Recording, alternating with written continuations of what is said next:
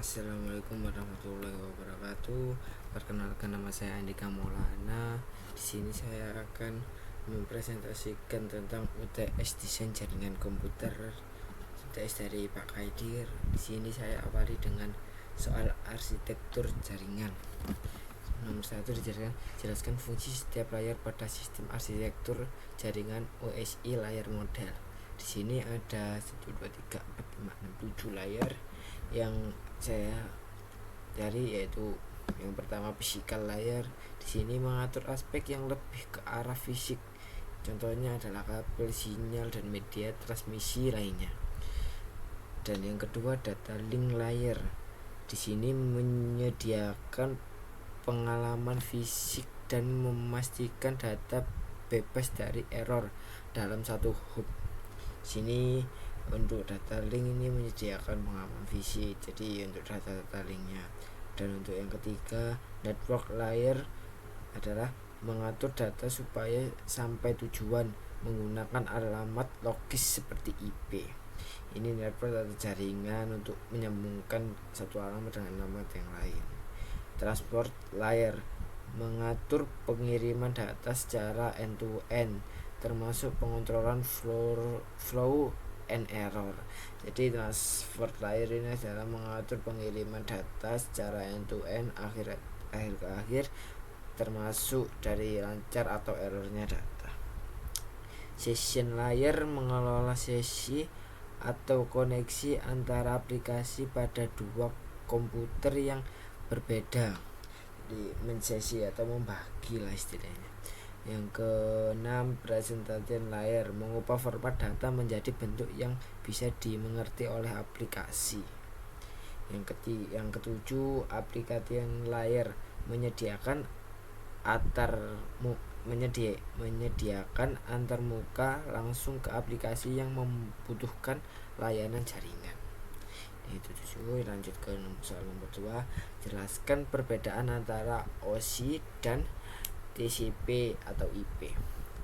Jawabannya dari jumlah layar. Tandanya OSI memiliki 7 layar, sedangkan TCP atau IP hanya memiliki 4 layar. Di sini sudah dijelaskan dari OSI memiliki 7 layar ini, sedangkan TCP hanya memiliki physical layer, data link layer, network layer, transport layer, dan application layer. Dan jenis model, OSI bermodel referensi teoretis, sedangkan TCP bermodel yang digunakan dalam dunia nyata atau real time. Jenis layer, OSI memiliki layer yang terdiri dari lapisan yang lebih spesifik dan rinci, sedangkan TCP lebih sederhana dan praktis. Punya atau tidaknya, OSI memiliki layer persentase dan sension yang tidak ada di TPC. Sudah dijelaskan perbedaan dari 7 atau 4 layar ini. Kita lanjut ke soal nomor 3. Jika diharuskan memilih antara OSI dan TCP, model mana yang kalian pilih, dan jelaskan alasannya. Di sini saya memilih model TCP karena dengan model yang praktis dan sesuai dengan protokol yang digunakan pada jaringan baru, TCP lebih sederhana dan langsung mendukung implementasi protokol internet, membuatnya lebih relevan untuk aplikasi jaringan saat ini. Kita masuk ke soal berikutnya, yaitu soal subnet. Di sini saya akan menjelaskan, ada diberi alamat jaringan 192.168.21.0/24. Sebutkan berapa jumlah network serta rentang IP untuk host. Di sini jumlah networknya adalah 1 karena merupakan satu jaringan penuh dengan subnet. Di sini ada per 24 subnet. Jadi jumlah host 2 perangkat, 8 dikurangi 2 sama dengan 22 pangkat 8 dikurangi 2 sama dengan 254. Host merupakan host. Mengapa begitu? Karena dihitung dari sisa bit, yaitu 8 bit pas dari per 24 dikurangi alamat network dan bootstrap menjadi 254. Rentan IP untuk host 192.168.21.1 sampai 192.168.21.254. Di ini mengapa ada 1? Karena ini jumlah networknya adalah 1. Jadi 0 di situ dirubah menjadi 1. Sampainya dari 0 itu dirubah jadi 254 karena itu jumlah hostnya. Oke, kita lanjut ke soal nomor 2. Anda diberi alamat 172.16.0.0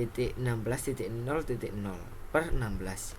Jika dibutuhkan sejumlah 11 subnet per 16 harus dirubah menjadi subnet apa? Untuk membuat 11 subnet setidaknya kita membutuhkan 4 bit tambahan. 2 pangkat 4 sama dengan 18. Di situ sudah tertera per 16. Menggunakan subnet max 2/20 akan menghasilkan subnet 16. Jadi subnet per 16 harus dirubah menjadi 20 agar memiliki 11 subnet atau lebih yang diminta dari soal tersebut. Oke, kita lanjutkan. Nomor 3. Anda memiliki alamat jaringan 17.16.21.0/24.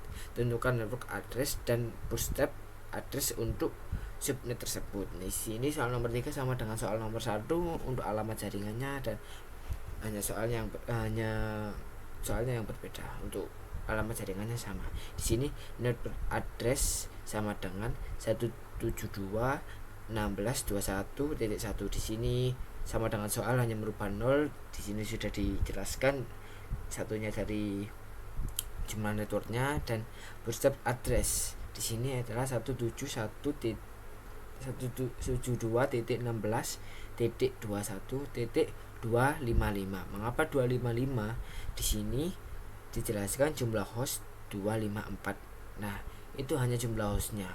Nah, di sini bootstrap address di sini ada pengertian, yaitu dikurangi 2 alamat network dan bootstrap. Nah, di sini dicari alamat bootstrapnya saja. Jadi hanya dikurangi 1.